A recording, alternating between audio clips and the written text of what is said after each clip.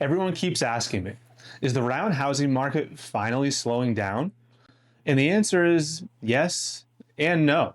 Because right now we've got rising interest rates, fewer buyers, and somehow prices are still going up. That just doesn't seem to make sense unless you understand this. Now I know what you're thinking. Rates went up, demand should drop, prices should follow. And nationally, that's generally what happens. But to be fair, rates have been moving. Right now, 30-year fixed rates are hovering around 6.3 to 6.5%. And just last year, we were over 7% at times during the first quarter. So technically, rates are better than last year.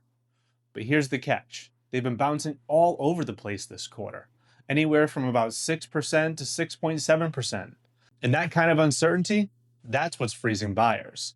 Now here's what's really happening in Rhode Island. Inventory's collapsing again. Single-family new listings were down about 18% in the first quarter. Condos down 8.5%, multifamilies down 6.5%. And this is after a historic blizzard in Q1. So we had a weather disruption, we had rate volatility, and that caused new listings to come to a standstill. Now pair that with this. Prices, they're still climbing. Median sales prices for single-family homes were up about 6.5%. Condos up about 4%, multifamilies up about 2.5%. And locally, it's even more aggressive.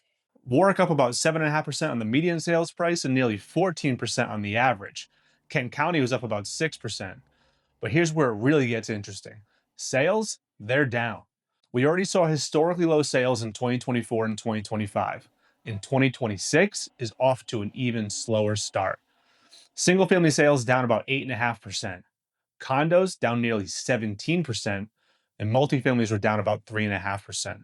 And on top of that, days on market, they're up. Homes are taking longer to sell. We're seeing increases between 9 and 13% year over year. Buyers are hesitating more. Why? Because national headlines, global conflict, and economic uncertainty are creating volatility.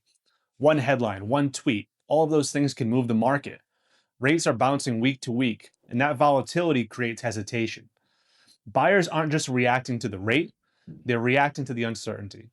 So what you end up with is this, the Rhode Island Market Paradox. Less inventory pushes prices up, higher rates slows buyers down. The result, fewer sales, higher prices, and longer timelines. Now here's how to actually play this market.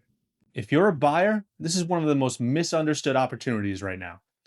Rates are lower than last year, about 6.3% compared to 7% at times in the first quarter last year. Competition, that's softer than it was during the peak market, and homes are sitting longer. That means you're not always competing with 15 other offers anymore. Sometimes you're the only show in town, but other times you still need to be aggressive. It all depends on how that home was priced and presented coming into the market. But here's the catch. Prices are still rising because supply is tight. So you don't sit around waiting for prices to drop, you negotiate smarter. Ask for concessions, buy down your rate, take advantage of stale listings and motivated sellers. If you're a seller, this is where most sellers get it wrong right now. They're pricing like it's still 2021, thinking they can throw it on the market at any price and there'll be a line down the block of buyers just waiting to get in the front door. But buyers today are payment sensitive. At today's rates, affordability matters more than ever. So yes, you can still get a strong price, but you need to price the home correctly. You need to show value, and you need to be patient. Nationally, we're seeing demand slow because of rates. And in some areas, inventory is actually rising. But Rhode Island has a completely different problem. We simply don't have enough homes available. And until inventory actually increases, prices are going to stay supported. And here's the big insight. Rates don't control this market. Inventory does. So here's the truth about Q1. The market is slower, but it's not weaker. Rates are higher, but still better than last year. And inventory is still driving everything. If you're thinking about buying or selling this year, don't guess your way through this market. Send us a message, and we'll break down exactly what strategy will work for you. And follow our channel because most people are about 6 months behind on what's actually happening.